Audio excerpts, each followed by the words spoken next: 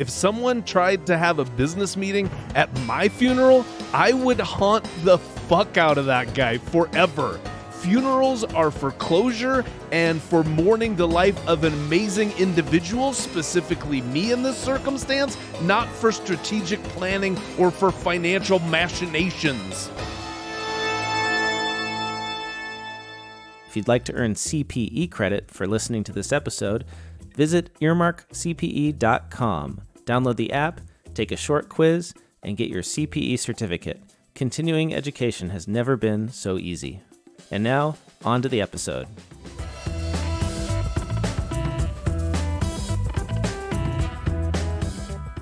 This is Oh My Fraud, a true crime podcast where our bad guys are smart enough to figure out how to get a bunch of life insurance proceeds without killing anyone.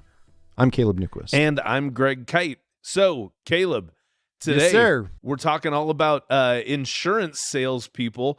And I just had great. I just like literally today on my Far Side calendar there was a old Far Side cartoon just kind of I love the Far Side. Basically the whole insurance salesman trope that they're horrible people and always trying to back you in a corner and sell you something that you're not interested in. Sure, yeah, of course. But yeah, so not only are they just stereotypically bad people, we're going to show how they're specifically bad people today. Yeah, very exciting.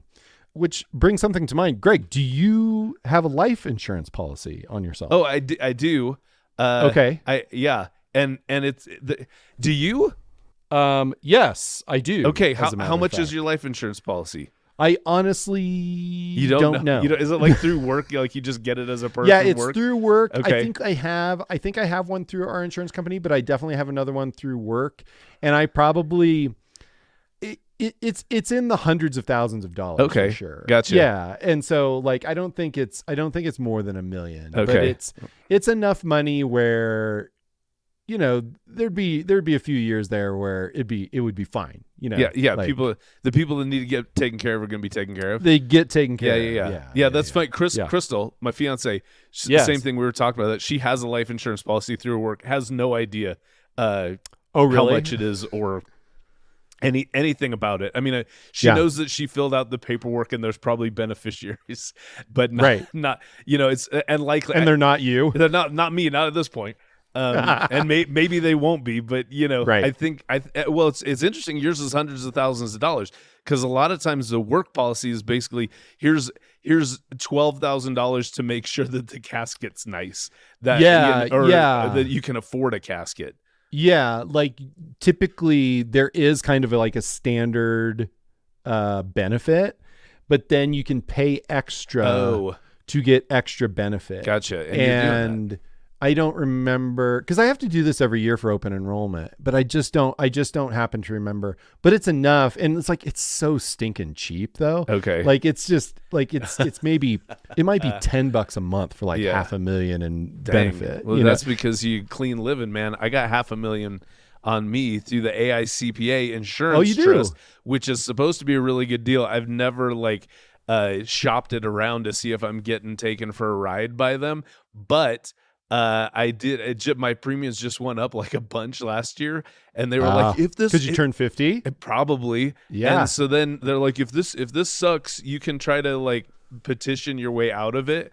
And I couldn't do it because because one, my weight. I'm a big mofo.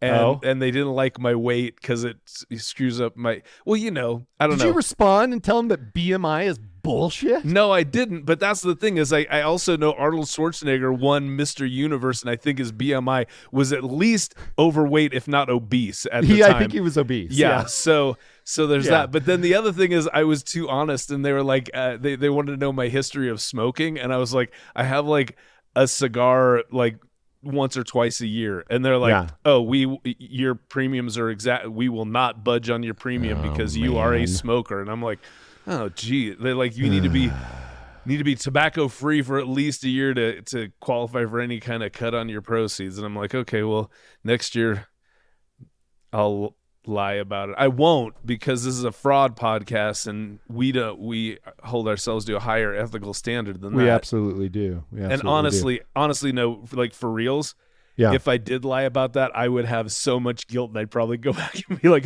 hey, I forgot, man. I do smoke a cigar with my mom every year for Mother's Day. So my bad. I'm so sorry. This is who Greg Kyte is, ladies and gentlemen. Just if he makes a bad decision, just take a beat, and then the guilt will take over. Yeah. So, yeah. All right. No, the reason we're talking about this is because today we have a deep cut, my friends. This case spans 3 different decades, and it involves one of the fastest growing insurance companies of the 1960s.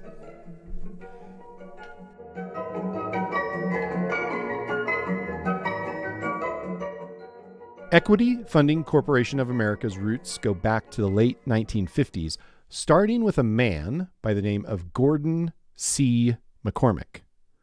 McCormick had a good operation going in California. He had one company that sold insurance, Equity Funding Corporation, and another that sold mutual funds, Gordon C. McCormick, Inc. Very creative name. Everything was housed in a parent company known as Equity Funding Corporation of America. Now, if you are a very bored person and you are fact-checking all these things I'm saying, let me just say right now that there were several name changes in this early history of the company. But it is very tedious and very boring, so I'm not talking about them here. Just acknowledging that those are things that happened. Okay? Yeah. This isn't the exhaustive, unabridged history of equity funding at all. Right.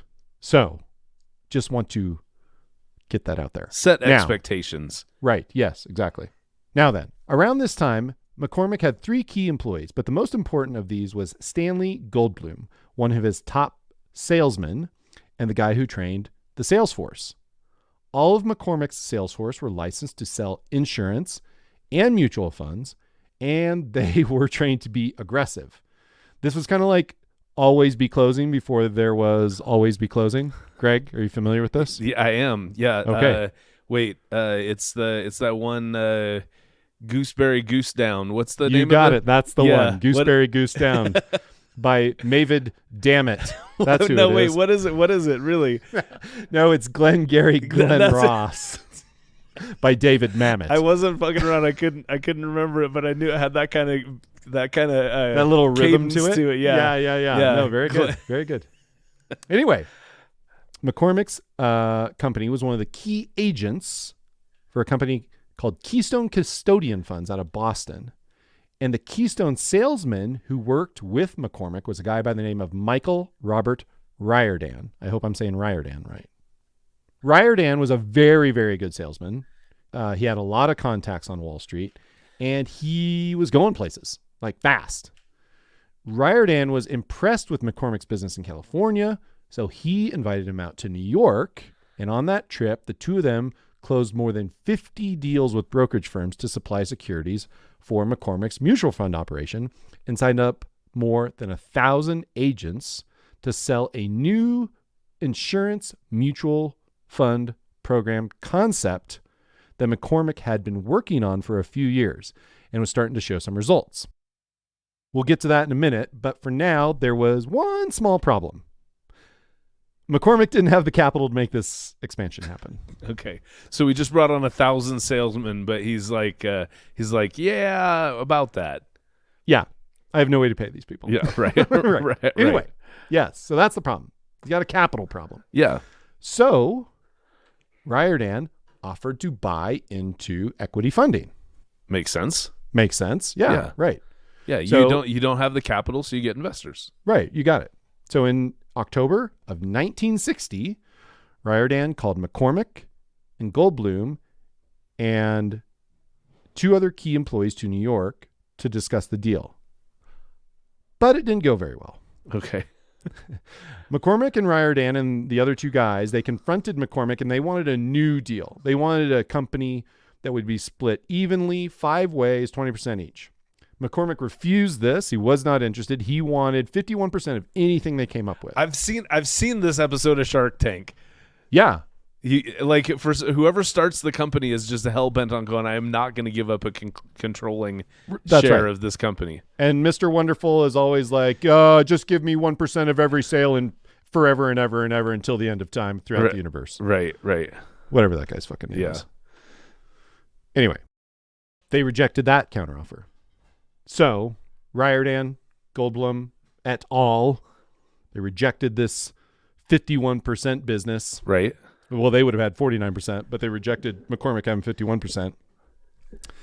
And then, in what I imagine to have been done in an elaborate flourish, Riordan pulled out a checkbook and offered to buy McCormick's business on the spot. Okay.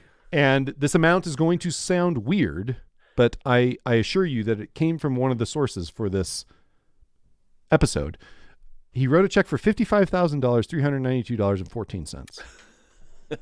Now, it is 1960. A very specific number, though, too. Yes. No, I mean, by the account that I read, Riordan had run the numbers and figured out what the business was. Oh, okay. I thought he was like, hey, McCormick, what's the mortgage on your house? No, I think it was like, what's the mortgage on your house? Cool. I'll write you a check for that right now. Right. And that No. No, the account I read is Riordan kind of went in there with this plan. Oh, okay. So he'd done the math ahead of time. He had done the math ahead of time. Based on these parameters, your business is worth exactly $55,392.14. Yeah, to the fucking penny. And he slams the check down on the counter and is like, "Are you gonna fucking take it, or are you not gonna fucking take it?"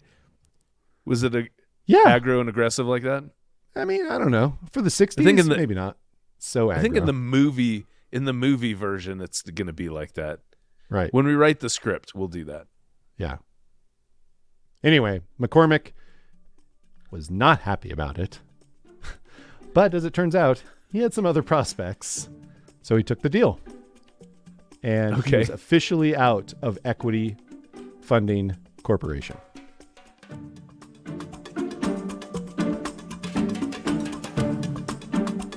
Things remained slightly volatile at Equity Funding after that. The company was considering going public, but one of Riordan's new partners in his newly acquired business venture became a problem because that guy was a drunk.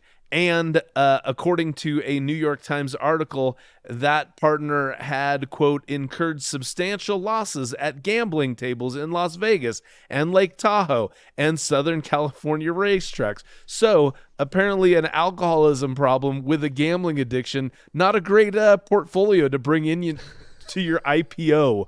Sounds like a lot of fun potentially, but not. Sounds like a lot of short term. It sounds like a nightmare to me. So, if that's your business partner, then not so good. Right. Let's bring him into the inner fold because you know what? He's a loose cannon. And also that guy, just for good measure, he also apparently passed some bad checks. So he's just a whole situation in himself. So because of that guy got bought out by Riordan, Goldblum, and the other partner, the third partner, in May of 1963. But then in November, that guy sued him, saying that they owed him another $550,000, which seems excessive when they just, a couple of years ago bought the business for 1/10 of that.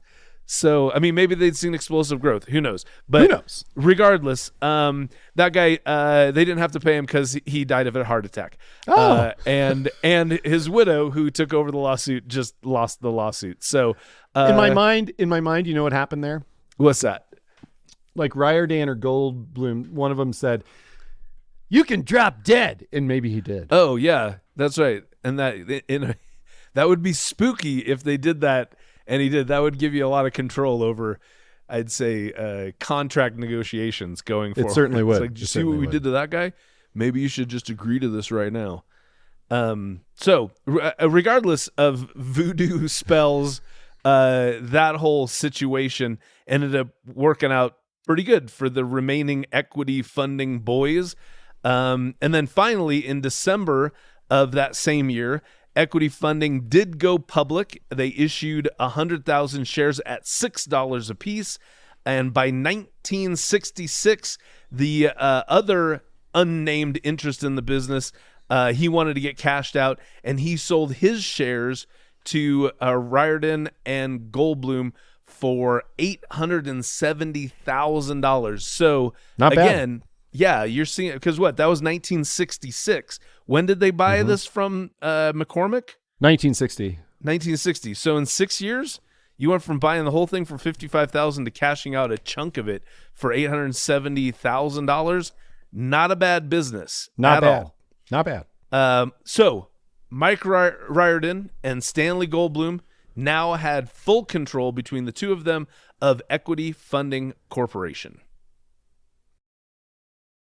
Remember that new insurance mutual fund program concept we just mentioned, Greg? Yeah, I do. Okay. Yeah. Intriguing. Yes. So we're going to get into that. That little piece of financial innovation started by Gordon McCormick and that Mike Riordan and Stan Goldblum were now capitalizing on worked like this. Okay? Mm-hmm. Step one, they sell mutual funds to regular people. Okay. You with me? Yeah, not weirdos, just normal people. Regular people. Yeah. Or weirdos. Okay. People. Okay. Those people also wanted to hedge their bets, okay, by having a term life insurance policy. Okay. Now, a term life insurance policy, if you are unfamiliar with that, is a life insurance policy that is in effect for a stated period of time. Is that how you understand it, Greg? Yeah. So it's like if you get a 10-year term life insurance policy and you live 11 years, you just wasted your money. I mean, yes, I suppose. I mean, that's a gamble that didn't pay off. That is for sure. I mean, but you had peace of mind, I guess, during those 10 years. So probably so. Maybe that's Probably what you were buying. Yeah. Right. Okay. Step 3. Equity funding allowed their mutual fund customers to borrow against their holdings to pay the premiums on a 10-year term life insurance policy. Okay. Okay? Yep. Still with me? Yep. Fantastic. The idea was that at the end of the 10 years, the value appreciation in the mutual funds would outpace the total amount of the loan, the money that was borrowed, to finance the premiums for those term life insurance policies. Yeah. Right? Okay. After 10 years, yeah, the term life insurance policy is over. The loan gets paid back. And by virtue of the appreciation in the mutual fund, the customers have come out ahead. Now, I have to imagine they probably allowed people to like maybe make payments back along the way if they wanted to. I mean, there's probably any number of different ways. I mean, who knows? That the stuff that I read didn't get into those details, but that's the general idea. Yeah. See, and so the way, so basically, I digested this a little bit. This is how it makes sense in my head, is that you got somebody, and for whatever reason, hedging or not, somebody wants to invest in a mutual fund and they also want a term life insurance. But they also policy. want life insurance. Yeah. So, but and so they got some money. They take that money and they invest in the mutual fund. Yes. And then they are technically owners of that mutual fund and all of the increases thereof. But then they borrow money back from them, basically from themselves, from their mutual fund, to buy the premium, to pay the premium on the life insurance. Yes. And so then they're basically, whether it's, I mean, I'm assuming that it was just they had monthly payments that they had to pay back to the mutual fund, which in effect, those were monthly payments to buy their life insurance premium for the term life insurance. And so, but they're still technically owners of the mutual fund. So as the mutual fund just earns money and kicks ass, as mutual funds always inevitably do, never fail, just without exception, then by the time you basically, you loaned yourself the money and you got everything you wanted and you come out a little bit ahead at the end of all this stuff. And life is good because of that. Yeah. And it's kind of interesting because in this day and age, it seems kind of quaint, but at the time, this was a big time, like kind of in terms of financial services, it was kind of this innovative thing. Like nobody was doing this. And this guy McCormick came up with the idea, and Riordan and Goldblum, they really kind of like exploited it. This is really what was the cornerstone of their business early on. Yeah. Well, I mean, the 1960s, I mean, what we're talking 80 years ago now. Wait, no, Well, 60 years ago now. 60 years ago. Well, people will be listening to this in 20 years. Yeah. So Former middle school math teacher, ladies and gentlemen, Greg Kyte, everybody. Has a hard time with subtraction every now and then. It's all right, though. It's all right. It's all right. Yeah. And so with this clever little product, the remainder of the 1960s were very good for equity funding, and they were especially good for Mike Riordan and Stan Goldblum. Now, about these two guys. They were kind of this classic study in contrast. Riordan was born in Rochester, New York in 1927, and he grew up in New Rochelle, which is just outside of New York City. Big Irish family. He attended Cornell, and he quickly became successful Wall Street securities wholesaler. After getting into equity funding, he moved to Los Angeles, and he was kind of this man about town. He was well-liked. He knew everyone, financiers, politicians, celebrities. Apparently, comedian Jonathan Winters was a good friend of his, which I thought was a little fun fact that I came across. What a fun friend to have, Jonathan Winters. Yeah. Would Everything you ever I know stop about laughing? him seems like a blast. Right. Yeah. So, Goldblum, meanwhile, was born in Pittsburgh in 1927, middle-class Jewish family, and he had one brother. His family moved to Los Angeles in 1942, and Stan was a good student, and he had a keen interest in exercise and physical fitness. He initially wanted to be a doctor, and after he went into the Army, he was on the pre-med track. But then he got married, and he ended up working in his wife's family's meatpacking business. But, after 5 years of being butcher, I guess meatpacking, you're not really a butcher. You're like a butcher at scale. Like, that's fucking hardcore. Okay. It's more that's genocidal. That's like a genocidal butcher. More slaughterhouse, less cutting. Slaughterhouse, a prime cut for what's my favorite word for slaughterhouse? I think it's what is that word for a slaughterhouse? Vegan conversion center. That's the one. Never mind. All right. Anyway, after 5 years in the meatpacking business, Goldblum decided to try his hand in insurance. And although he claimed to, quote, not know a life insurance policy or a mutual fund from an apple when he started, he caught on pretty quickly. And McCormick hired him in 1958. Now, jumping back to when Riordan and Goldblum were running equity funding together, Goldblum was definitely more content to keep it to himself. He liked being at home where he likes exercise. Yep. He had a $100,000 gym in the back of his house. In the 1960s? In the 1960s. Holy crap. So I don't know what that, I can't do the inflation calculation on that right now, but I assume that's $1 billion gym. Yeah, he had an entire Vasa Fitness to himself at his home. Maybe. Yes, right. Yeah. I don't know what one person needs with 40 treadmills just to themselves, but he had 40 treadmills in his 100,000 home gym in 1960. Yeah. He probably gave him names, everything. Anyway, but yeah, Goldblum kind of cut this imposing figure. He was 6'2". He was noticeably muscular through his suits. And he was also known for quoting Shakespeare, which, I don't know, that was kind of fun to throw that in the mix. Keeps people guessing. Yeah. Still, Goldblum liked Riordan. And so he made the effort to get to know people that were kind of around and who Riordan is socialized with. And that made him kind of well-known too. They were this good team, despite their, contrasting personalities. Yeah. Yeah. So in 1967, despite equity funding's growing business, Riordan and Goldblum started making acquisitions to help turbocharge its expansion.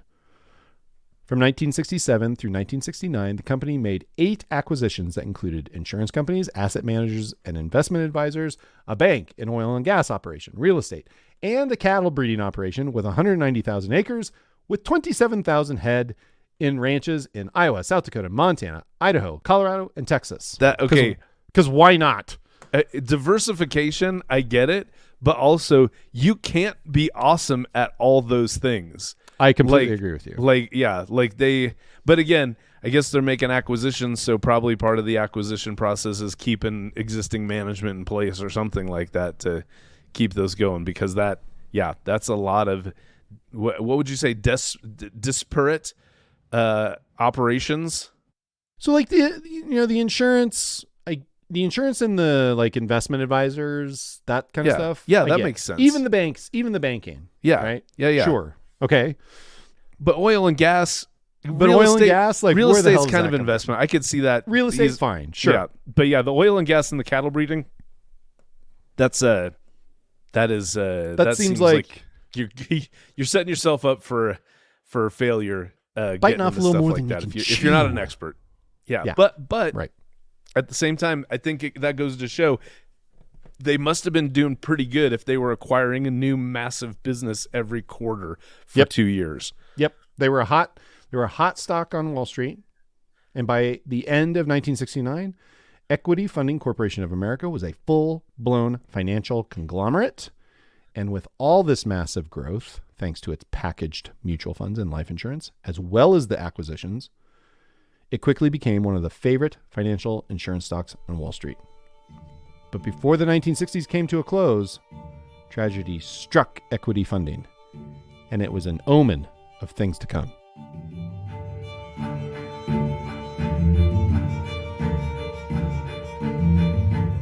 January 1969 was one of the wettest months on record in Los Angeles. Late in the month, nearly 16 inches of rain fell in 9 days. Bonkers rainfall. That's a lot of rain. That's close to 2 inches a day. Now, if you got 2 inches in one day, that would be unnerving. But if you got that for a week and a half, that'd Over be, 2 weeks. That's like you're this Noah's flood kind of situation. Yeah. Is what and I mean, that as I understand it, it does rain a lot in Los Angeles in January and February, but it doesn't rain that much. No. That's an insane amount of rain. And early on in this monsoon, on the evening specifically of January 25th, the mudslides that were induced by this rainstorm killed 9 people in their homes. And one of those people was Michael Riordan. Goldblum opened his Beverly Hills home to Riordan's family. They planned to stay there a few weeks until they could temporarily move to Paul Newman and Joanne Woodward's house because, of course, if you can, you should. It is Beverly Hills. Yeah. Now, you might think that due to their long and successful relationship, Stan Goldblum may have sat back, thought about what really mattered, the important things in life, take some time to smell the roses. And maybe he did, but he clearly didn't take that much time, because after Riordan's funeral, many of the mourners went to Goldblum's Beverly Hills mansion for a reception. And at that reception, Goldblum called an informal meeting of the Equity Funding Board of Directors. I mean, lots of people were there at the funeral, right? If they got a fucking quorum, they might as well have a meeting, right? Why? I mean, why not? They're all fucking quorum. They're probably all wearing suits too. Probably feels pretty cool. I mean, there had to have been a big table somewhere. Yeah. Just clear the food and then have your board meeting. And anyways, this informal meeting was to discuss how to reassure Equity Funding's investors. The company was a darling on Wall Street, and they couldn't let anyone think that Mike's death was gonna torpedo the good thing that they had going on. So it was like they had a PR planning strategy session, immediately after this guy's funeral. He's not. They it's the only haven't way even to grieve, Greg. They have. It's the only way to grieve. Right. Let's before the let's humble ourselves before God and our dead friend by hatching a PR strategy about calming the nerves of our investors to make sure that our investment stays stable. We don't want to depart with our money in the same way that Mike Riordan departed from Michael us. has departed this earth and our presence. In the book titled The Impossible Dream, which was a full account of Equity Funding, it states that Dick Riordan, Mike's brother, who would later become the mayor of Los Angeles, agreed that it made sense to, quote, downplay Mike to hold the company together. But then there was the matter of Mike Riordan's equity funding stock. He had 400,000 shares that now went into his estate. At this informal meeting, it was decided that the family would see its shares sold over a specified period of time so as not to flood the market with the company's stock and drive down the price, as flooding the market will inevitably do. Oh, and Goldblum said that they'd have to get Riordan's name off of the press releases because that'd be weird if a dead guy's name was still on press releases. Am I right? Awkward. So awkward. But awkward. That's just one of those weird details when somebody passes away. Right. But apparently that was a very important thing for them. And not everyone was crazy about how this went down. In that book, The Impossible Dream, it says that, quote, at least one of the meeting's participants felt that it should have been delayed to another time. Mike had just been buried. It was hardly time to carve up the spoils. Nevertheless, it was done. Stan was now ready to turn his full efforts into building equity funding into a financial colossus.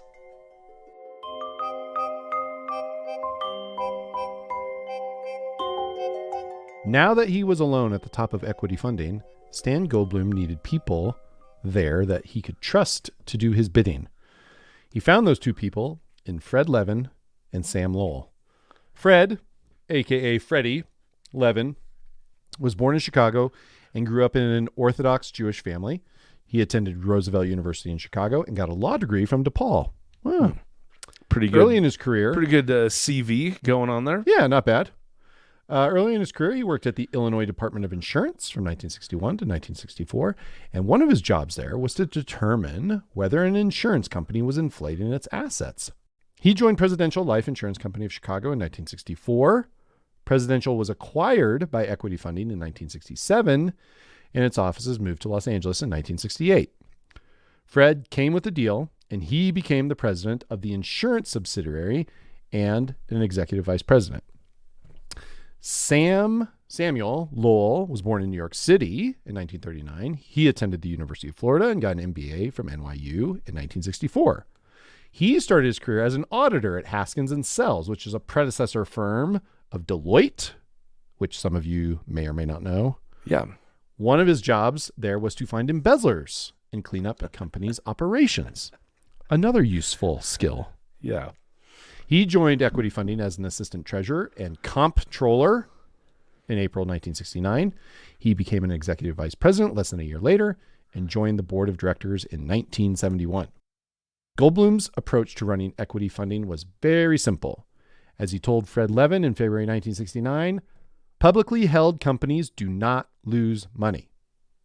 And it was these three guys, Goldblum at the helm, Levin as the insurance and product expert, and Lowell as the numbers guy, who are going to keep building the equity funding empire and made sure that it never lost money.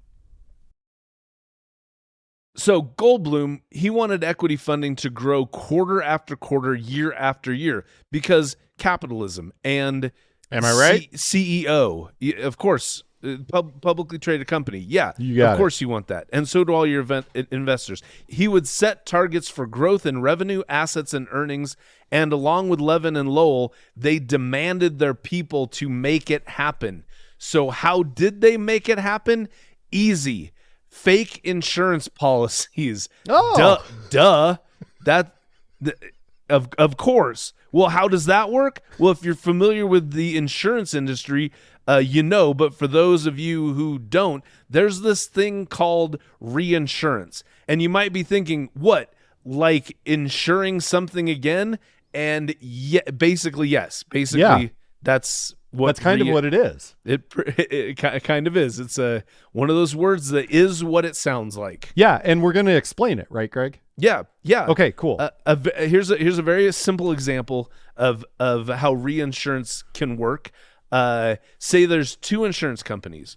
One has a bunch of life insurance policies, but not a ton of cash. And the second insurance company has a lot of cash on hand, but it would like to have more insurance policies in force.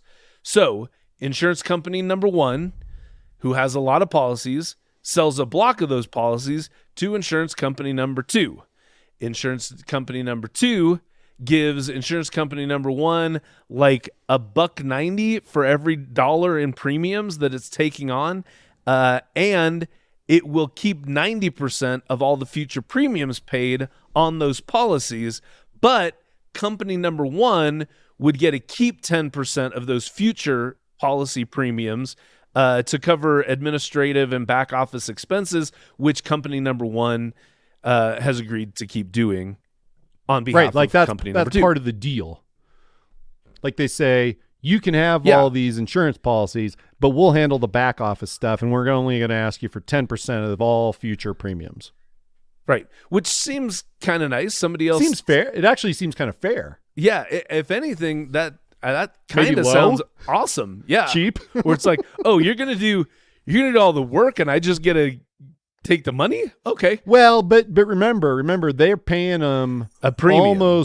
They're paying them a big premium up front, right? Almost to get them in the first place. So so insurance company number 1 is getting that big influx of cash that it wants up front. Yep. And then they're basically giving up all the future cash flows. I mean, they're giving up 90% of the future cash flows on the premiums. Well, and again, I don't know. I don't know the insurance back office business, but it would seem like 10% for the back office probably is just covering costs. Probably.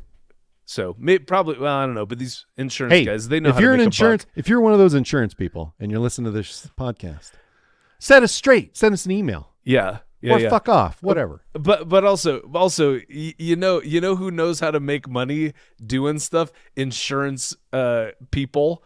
They crunch numbers like nobody's business. So they do indeed. Likely they were still getting they're still getting their beaks wet on that 10% that they were keeping. So now, just imagine if insurance company number 1 didn't actually have those life insurance policies to sell to insurance company number 2. Let's say that'd be weird. Let's just say hypothetically that insurance company number 1 just made up a bunch of those insurance policies that they sold to company number 2. Phony policies, phony premiums, phony policy holders, phony everything. But also imagine that insurance company number 2 didn't think to check to see if all these policies were real, because insurance company number 1 said it would just take care of all the administration, storage, et cetera, back office stuff. Don't worry about it. We got it covered. These are totally real policies. You don't have to bother doing any of that nasty work involved in things that are for sure real here. Now also imagine that company number 1 didn't just sell those policies to company number 2, but they also sold them to a third insurance company and a fourth and a fifth and so on and so on.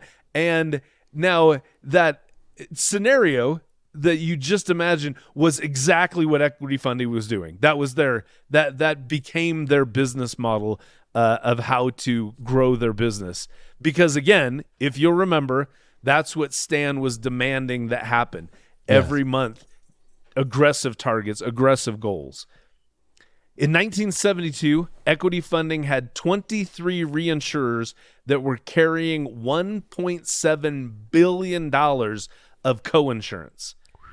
How they managed to do this is really quite amazing. It's also kind of hilarious.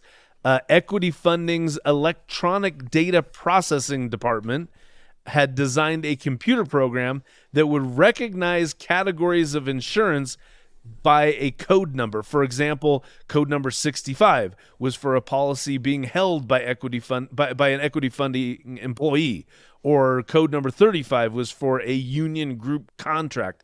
But then there was code 99, and code 99 indicated a business that involved no direct billing. It was these blocks of policies, code 99 policies, that were then sold to the reinsurers.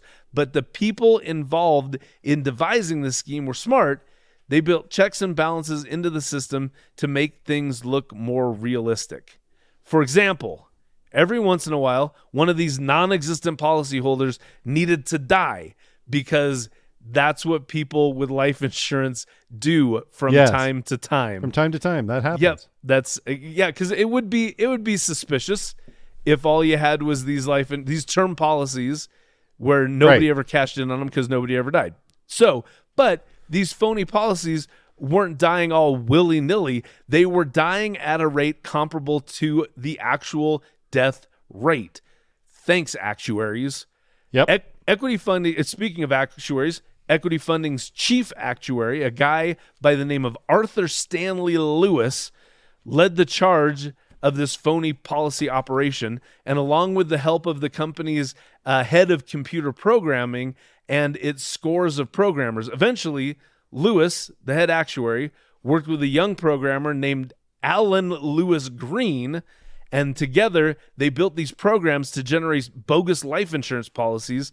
Lewis invited Green over to his house, and they were walking around the pool, and Lewis casually told Green about the phony policies and asked if he wanted to join the phony policy team. And again, this is from the book The Impossible Dream. Alan Green is quoted as saying, quote, "The job for me was a great thing because I love programming." He went on to say, "I was motivated by being able to do work that I would enjoy." So he wasn't in it for the fraud. He was in it because he loved computers so hard. Isn't that amazing? He says, "I knew I was committing fraud. I really didn't think it would ever blow up, for one thing. It just seemed like a pretty foolproof thing." That's the words of someone who has never listened to our podcast. The program was constructed, Green said, to produce as many phony policies as were needed for any period of time. Plus, phony loans had to be created, remember, because the policyholders were borrowing against their mutual fund holdings to pay for their life insurance premiums. And with every phony policy created, there was also a phony cash receipt trail created and merged in with the real cash receipts. So whenever someone reviewed all of those receipts, you wouldn't be able to tell the real ones from the phony ones. Diabolical. It's smart. Super They're smart. covering the bases. These guys know their business. So they would create records of the phony policies, but as you might be anticipating, what about the auditors? Equity Funding was a public company, and so therefore they had to be audited. What if the auditors pulled some of these policies to review them? That's where the Maple Drive gang came in. In a one-story brick building on Maple Drive in Beverly Hills, there was an office where a dozen young women unknowingly helped keep the operation going. Auditors would sample some policies, as auditors do, and those coded as 99, those needed to have policy files created. These were created from scratch to look legitimate. The phony policy files would be included with the real ones and delivered to the auditors for inspection. Most of the year, Maple Drive was mostly just a regular party that apparently involved lots of champagne and lots of Quaaludes. But during the busy time, they put down the champagne and the Quaaludes, and they became policy manufacturing parties. Sounds like an amazing party. And maybe they didn't actually put down the champagne and Quaaludes while they did that too. No. I don't know, though. I think Quaaludes and insurance, do those two things mix? According to Wolf of Wall Street, Quaaludes really help you do business. So, in a very calm manner. Right. Maybe too calm. And Caleb, it was one of these policy manufacturing parties where Equity Funding's downfall began.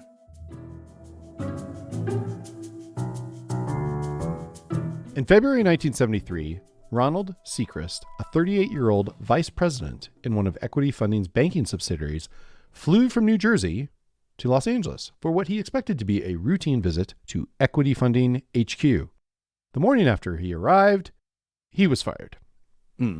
So not routine. Not routine.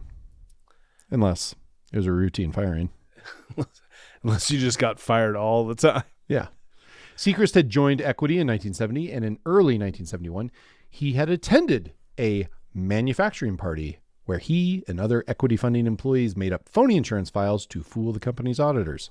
Back to February 1973, Seacrest had dinner with a friend within the company, Pat Hopper, and told him about getting let go. And he also told him about these manufacturing parties that he had been to. Hopper felt that Seacrest needed to get this story out. Yeah. Yep.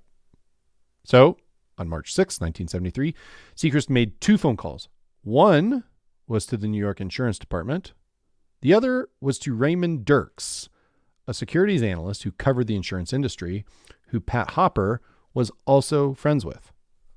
Now, Dirks wasn't your typical securities analyst. His clothes were usually out of style. He lived in Greenwich Village, had longish, wavy hair. Hippie. Yeah, maybe a little. That's Dirks. That's my guess. We're in the 60s, early 70s. These are some hangers on. These are folks. There he is. Oh, there he is. Yeah. Okay. There he is. Yeah. Okay. Maybe not a hippie. Maybe just a goofy looking dude. Right. I'm unsure about this jacket that he has on, but nevertheless. Dirks had started a firm with his brother, who was also an analyst, but covered newspapers while Ray focused on insurance. Seacrest told the same story that he had told Hopper to Dirks. The security analyst then started talking to his clients, passing along the story that had been told to him by Seacrest. Oh, wait. So he's telling this story to people who are invested. Yes. In the market. Yes. Likely some of whom are invested in equity funding. No, funding. he is talking specifically to his clients who are invested in equity funding. Oh, okay. Yep. There's a very clear message there then. Yes. He's like, I heard this story. I would not be doing... He probably had... I mean, I don't know. I don't know enough about rules around analysts and stuff, but there may have been a fiduciary duty in there somewhere. Oh, yeah. Oh, that makes sense. Anyway, in one meeting, a client said to Dirks, quote, I really don't want to hear anymore. We're going to sell the stock. That seems like the right response. Yeah. Another Dirks client that held equity funding stock told him in no uncertain terms to get on the next plane to Los Angeles so that he could meet with Stan Goldblum, look him straight in the eye, and ask him if equity funding had any fake policies. When Dirks demurred, the client said, if you don't go, I'll go myself and ask him. Dirks got on the next flight to Los Angeles. Once in Los Angeles, Dirks met with Frank Majerus, a former comptroller at Equity Funding. He had reported to Sam Lowell, but due to the stress from the phony scam, because the accounting side had its whole thing. The whole thing sounds very stressful to me. Yes. Yeah, Majerus resigned in 1971. Okay. Yeah. In Dirks' hotel room, Majerus confirmed much of Seacrest's story about the phony policy operation. The next day, Dirks met Goldblum and Levin for breakfast, and Goldblum told Dirks that Equity's stock price was falling fast. Dirks told them the story he had been told, and they denied the whole thing, despite Dirks' copious notes from interviews with the 3 former Equity employees, Seacrest, Hopper, and Majerus. And is it proper to assume that the stock price was falling partly because of Dirks? No. No. So what happened was that, remember, Seacrest made 2 phone calls. Yes. One was to the New York Insurance Department, and one was to Dirks. New York called California, and California also informed Illinois, because so Equity Funding had businesses in all 3 of these states. Yeah. Right. They were. I don't remember exactly why they were organized in insurance. I think it had something to do with kind of the origins of the company, but they were chartered in like California, Illinois, and then New York. Of course, they had some subsidiaries there. So like they were subject to regulation all over the place. Okay. And so these regulators are talking to each other, and the word is starting to get around. Okay. And so that is why the stock was starting to fall. Word was on the street that something weird was going on. Yeah. And so that's why the stock was falling. Right. And who had called the New York? Was it Dirks that called New York? No, Seacrest. The guy who got canned. Yep. The guy who got fired. Yep. Okay. Or let go. Yep. So after breakfast, Goldblum and Levin invited Dirks over to the Equity Funding offices. When they reached the executive floor, Levin said, quote, As you can see, we're on the 28th floor, but don't worry, the windows are locked. Nice. Now, why you would choose to say such a thing, I don't know. Perhaps he was socially awkward. Perhaps he was a sociopath. I don't know. Or he was mad and or scared. Right. Yeah, scared that he's going to lose all his money, mad that this guy is the guy making him lose all his money. I would feel, if I was Dirks, I would definitely be concerned. Yeah. So, on March 23rd, Dirks changed hotels after an ominous warning from a contact at Haskins and Sells. Which is the auditors, right? No, Haskins was not the auditor of Equity Funding Corporation of America. We'll get to that. Okay. Okay. So on March 23rd, Dirks changed hotels after an ominous warning from a contact at Haskins and Sells. On Saturday the 24th, Dirks talked to a partner at Seidman and Seidman. This is a predecessor to BDO for those keeping track of all that. Yeah. They were on this partner was on the equity funding job. Okay. As the auditor. Yes. Okay. The partner asked for Dirks's notes on the situation. Apparently he had like 50 pages of notes on this. Okay. Surprisingly, Dirks gave him the notes. The good news was the partner returned the notes. The bad news was that the Seidman partner had given copies of the notes to Stanley Goldblum the following Monday. Oh. On the night of March 26th, a cleaning lady at the equity funding headquarters noticed 4 men working on the executive floor who she did not recognize. They were still working the next night, and so she called a security guard. The guard walked over to a ladder that was in the middle of the boardroom, climbed up that ladder, poked his head in one of the ceiling panels where he saw 2 men working, and naturally said, "Hi, what are you doing?" The man said that they had an order from Mr. Goldblum to be working, and since that was good enough for the security guard, the men went back to working. Cool. Yeah. Big gulps, huh? Oh, are you guys supposed to be here? Yep. Nice. And then he walks away. That's a quality security guard. You got it. Later that week, the cleaning lady found 2 tape recorders.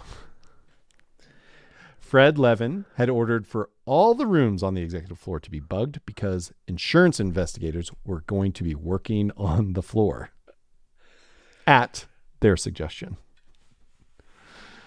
While this was all going on, 770,000 shares of equity funding stock were traded on March 26th. A couple of weeks prior to that, it was only trading about 10,000 shares a day.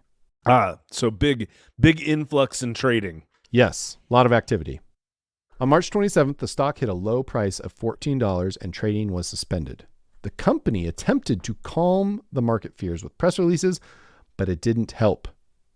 Seidman and Seidman, the company's auditor, was delaying the release of its audit report and expanding its examination.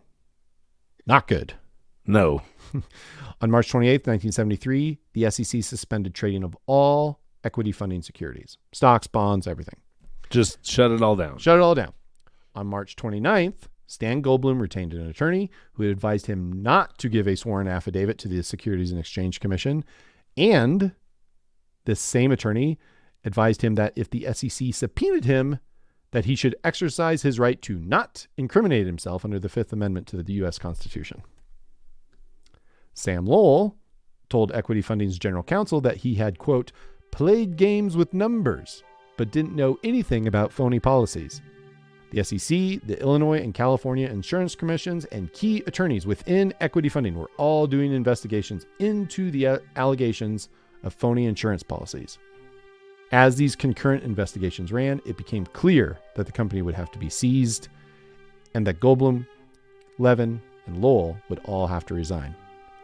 An emergency board of directors meeting was called for Sunday, April 1st.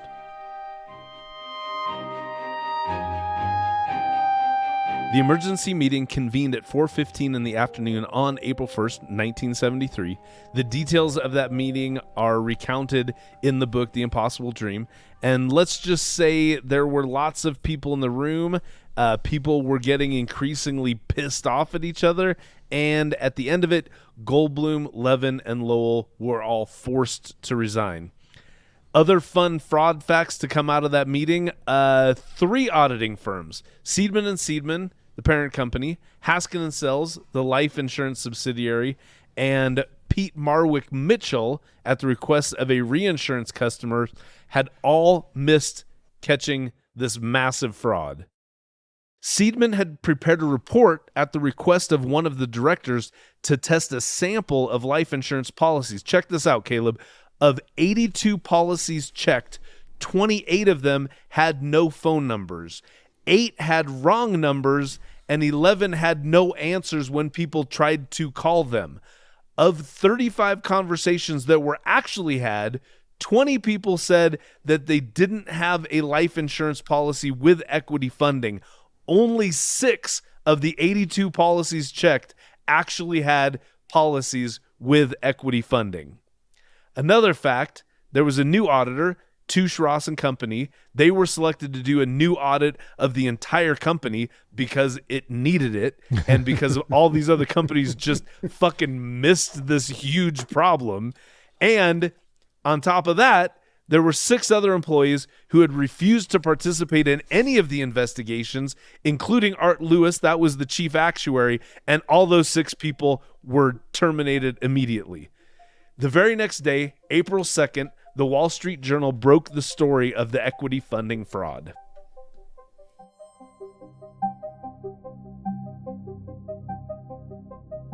On April 5th, 1973, Equity Funding Corporation of America filed for bankruptcy. At least 6 lawsuits had been filed by this point, seeking billions of dollars in damages. Fast forward a bit, on November 1st, 1973, indictments against 22 defendants on 105 counts ranging from securities fraud, mail fraud, bank fraud, filing false documents with the S.E.C., interstate and transportation of counterfeit securities were filed. Goldblum, Levin, and Lowell were all indicted.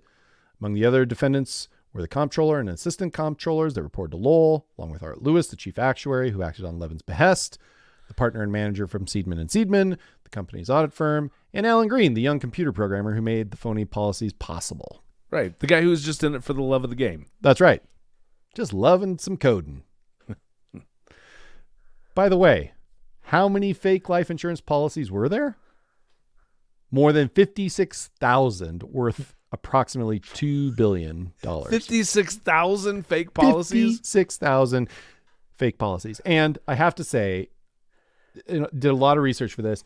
The final number is really hard to pin down, but it's somewhere in the neighborhood of like 56 to like 60,000 fake insurance policies. I mean, we could just say way too many. How many? We could have said how many you're expecting. Material amount of. How many were you expecting? It's more than that. We could have just said that. Right. Of the $117 million in loan receivables booked to finance those bogus policies, 62 million of it was completely non-existent. Wow. So almost half. Yeah. 25 million in corporate bonds that were supposed to be held by equity funding didn't exist. There's a whole story behind that if you care to get into it. It was those phantom bonds that set off the insurance investigations from Illinois and California. So, fun fact there. On October 8th, 1974, Goldblum pleaded guilty to 5 counts, 1 of conspiracy, 2 securities fraud, and 2 mail fraud. And he maintained his innocence right up to the last minute. Like he was not, he was not going to back down. And then it was a big surprise when he decided to plead guilty. Okay. Yeah. At the time, the New York Times reported that Goldblum admitted under oath in response to the U.S. Attorney's questions that he had instructed people to artificially inflate the company's assets and income. The U.S. Attorney said, quote, "The government does not commit itself in any respect to say anything good about Mr. Goldblum." Best quote I found, I think. That's amazing. Yeah. On March 18th, 1975, skipping ahead a little bit more, Stanley Goldblum was sentenced to 8 years and fined $20,000. Fred Levin was sentenced to 7 years. Quote, "Equity funding was not conceived as a fraud," Mr. Goldblum said, quoted in the New York Times. Quote, "It had proper business objectives, but totally wrong means were used to reach those objectives." He said that after becoming equity funding chairman in 1969, he considered having equity funding file for bankruptcy, but decided instead to hide the concerned problems and to try to salvage it by attracting, quote, "talented people." They had some talents. They did. They were very talented at committing fraud. Yes. A week later, on March 25th, 1975, Samuel Lowell was sentenced to 5 years in prison. The Times reported that, quote, before he was sentenced, Mr. Lowell told the judge his role in the equity funding fraud had caused him to feel so much guilt, it, quote, destroyed my mental health and forced him to see a psychiatrist. It was weird reading these old Times articles. Like, it was those kinds of things that made me think, oh, it's like, oh yeah, going to a shrink in the 70s was pretty taboo. Like, people thought, like, oh, what's wrong with that guy? Big stigma. Yeah, for sure. Big stigma. For sure. It's such a weird, everything's in the show notes. So invite people who are curious to go check it out, because it does transport you back in time. Right. I see a psychiatrist next week. Yeah. So that's how mine had to cancel for tomorrow. Oh, did they? but we see her regularly. It's very nice. Yep. Aside from the main three, Goldblum, Levin, and Lowell, the other people involved were typically sentenced to about 3 years. In some instances, a few people didn't get any prison time at all, but probation, etc. Yeah, the slap on the wrist. Yeah. Well, but also when you consider, you had 22 people involved, everybody's kind of level of involvement was different, and the pawns, if you will, were maybe given lighter sentences because they didn't have a full picture of what was going on. But also, based on other frauds that we've looked at, it does seem like they didn't just go after the big names. They went if you got 22 people, you went pretty deep on the bench for this. Definitely. So, fun little footnote that was mentioned in that same New York Times article about Sam Lowell. Richard Gardenier, I think that's how you say it. This guy, he was a purification supervisor at Equity Funding. He made sure those fake policies looked real. A purification I'm not kidding. Not kidding. That's what it said. Okay. Okay. That's a weird ass title for a company that's committing fraud. Yeah. His job was to make sure those fake policies looked real. Okay. He was also scheduled to be sentenced the same day as Sam Lowell, but he was allowed to change his plea to conspiracy charges to not guilty. Quote, the change was permitted, the Times story said, because Mr. Gardnier's initial guilty plea was made on the recommendation of his lawyer, who has since admitted he is not an attorney. Benjamin Lipscomb, who had acted as Mr. Gardnier's lawyer, is under a state grand jury indictment on charges of forging court documents and drug prescriptions. Just everyone's a winner. Fantastic. In this case, just the best people. From Best start people. to finish. Best people. In January 1977, stock and bond owners of Equity Funding reached a settlement that would repay them $57 million. This was roughly 15 to 20 cents on the dollar of their investments. Most of this money, $39 million, came from 3 of the audit firms that had failed to detect the fraud. The heirs of Michael Roridan, remember him? Yep.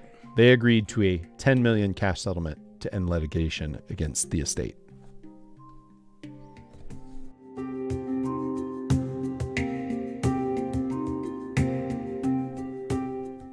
So, Caleb. Yes. After all that, and after the incredible research that you did, which sounds, I'm exhausted thinking about it. Did we learn anything? I think so. I mean, or I don't know. Did we? It's not that unusual of a story, right? Like, I mean, it's an incredible story, right? Yes. But but feels so, maybe we've been doing this podcast too long. Have we been doing this podcast too long? Fraud just feels so ordinary to me.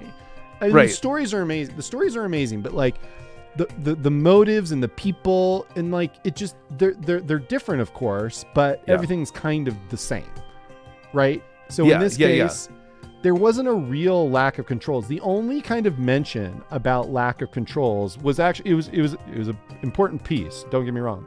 Yeah. But in those days, in the 70s, when computers were new or relatively new, I found that it said that the programmer, so remember that guy Alan Green who did the programming? Yep.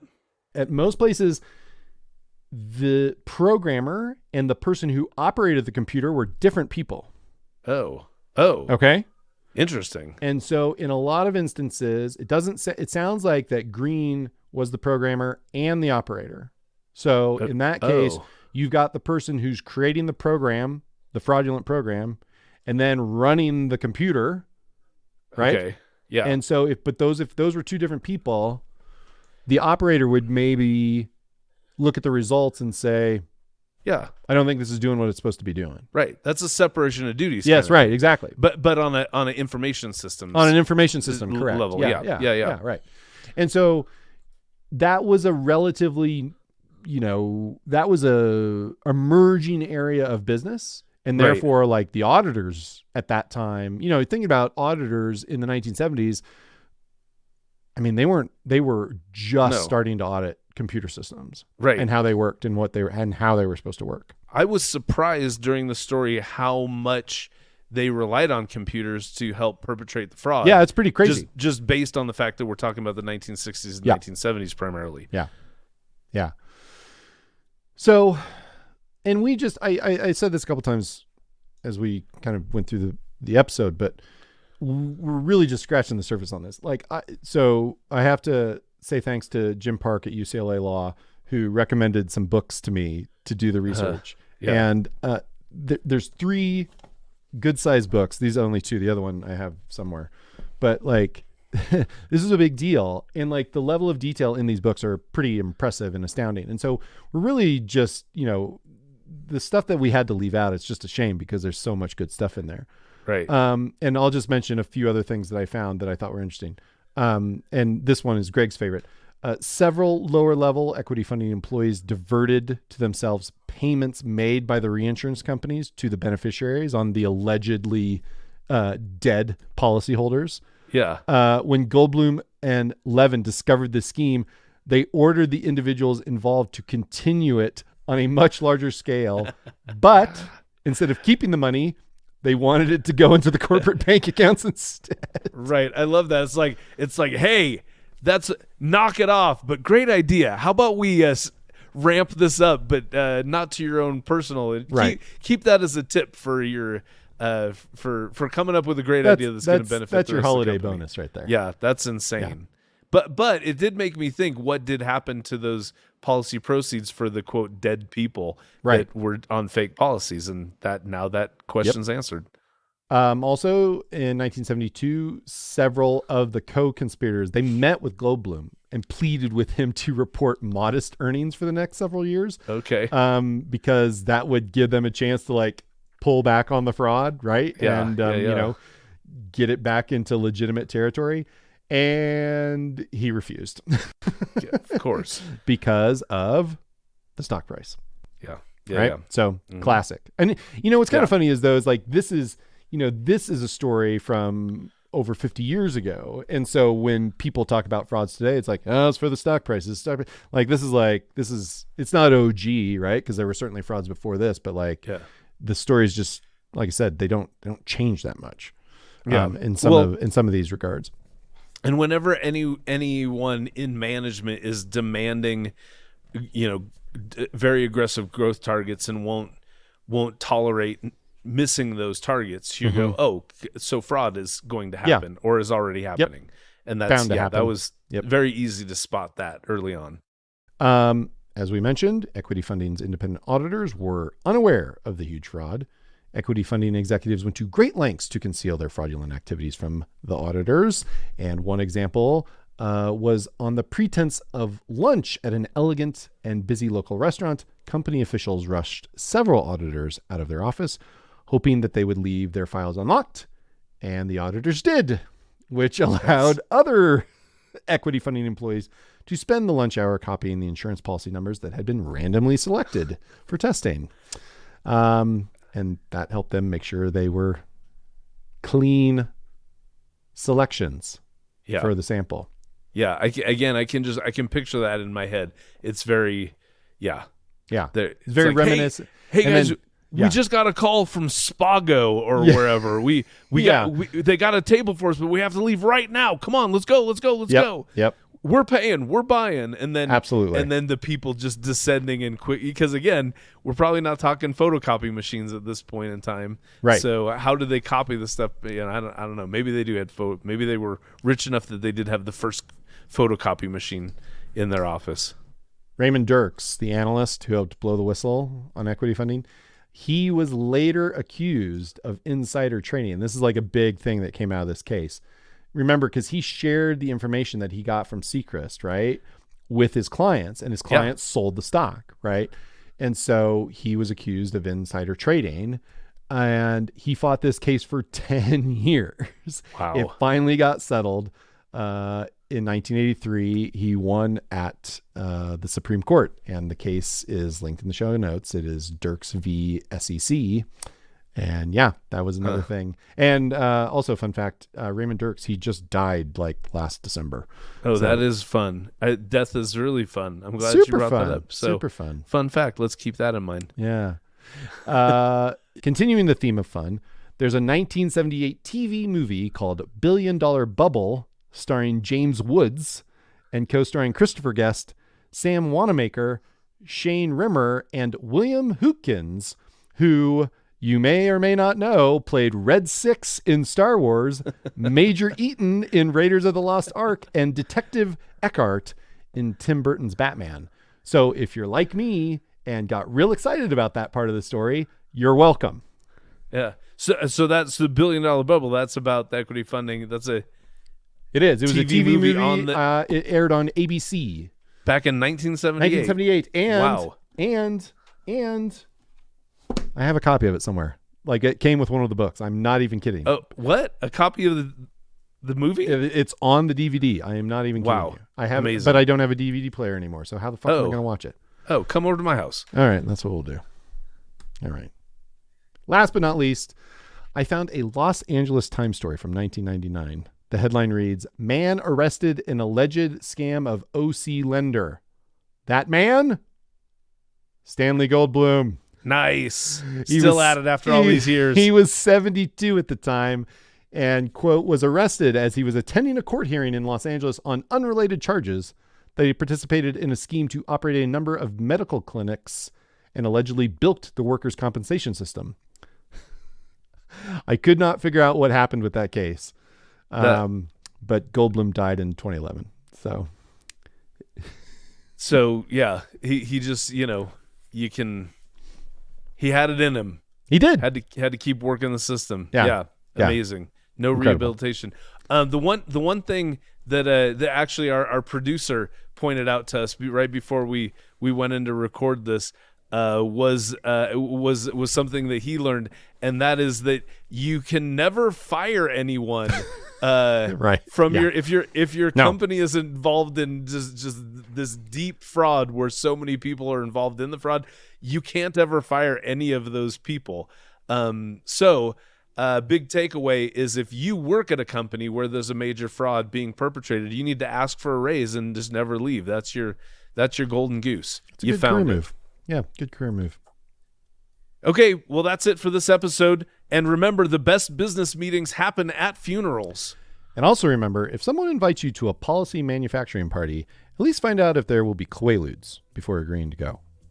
If you want to drop us a line, send us an email at ohmyfraud@earmarkcpe.com. And Caleb, where can people find you out there on the internet? I'm on LinkedIn /Caleb Newquist. Greg?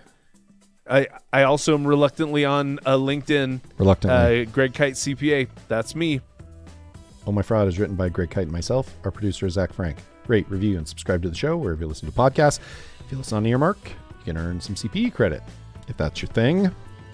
Join us next time for more avarice, swindlers, and scams from stories that will make you say, Oh my fraud.